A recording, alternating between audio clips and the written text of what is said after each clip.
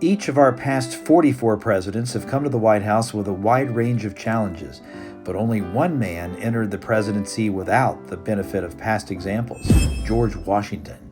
The gentleman farmer from Virginia was so uniquely qualified to serve as the first commander-in-chief because the office of the presidency was structured with him in mind. Washington had many traits that made him an ideal first president: integrity, judgment, fairness, and humility. George Washington shaped the presidency into one of the most powerful positions in the world, but he never wavered from his promise to remain a servant of the people. George Washington, the first president of the United States from Virginia. In my opinion, his greatest accomplishment to America was that he quit. Or resigned is a better word. You see, Washington was the famous general of the Continental Army, right? And America defeated Great Britain in the Revolutionary War, or the War of Independence, in 1783. Washington was enormously popular. He could have taken advantage of that popularity and become king. But instead, he got on his horse and rode to the temporary capital in Annapolis, Maryland, and voluntarily resigned his commission as general of the Continental Army, therefore handing military affairs over to the United States government. That was a very important decision. When King George of England heard of this, he said, "If this does happen indeed, Washington will be the greatest man in the world."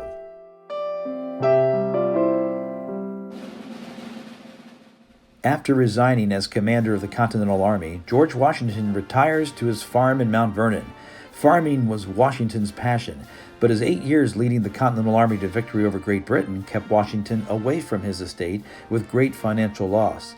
But Washington would be called back to service again 3.5 years later to chair the Constitutional Convention. General Washington was a national hero, and his presence was needed in Philadelphia to give credibility to this new endeavor.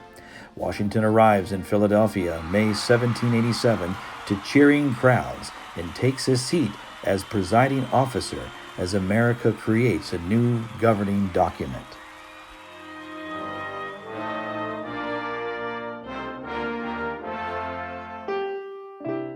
When the U.S. Constitution was ratified, the Electoral College unanimously elected Washington as President of the United States. George Washington took the oath with his hand on the Bible, standing on the balcony of Federal Hall in New York City.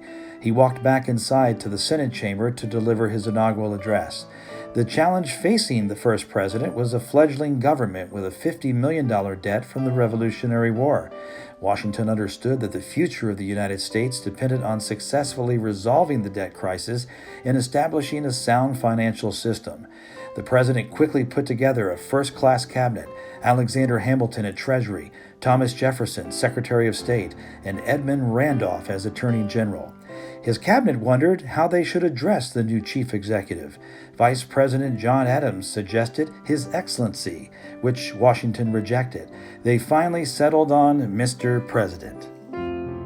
George Washington's vision for the United States included the establishment of a permanent capital set up on the Potomac River. The founding of Washington, D.C. is among the most perpetual accomplishments of Washington's legacy. Next, George Washington stuns the new nation with his farewell address. You see, back then, there were not term limits on the presidency like today per the 22nd Amendment, which was passed in 1948. But Washington could have served a third term. He was enormously popular, but instead he chose humility and graciousness, and he stepped down, therefore charting an important course in American politics of limited government. That, in my opinion, was Washington's greatest contribution to the American experience.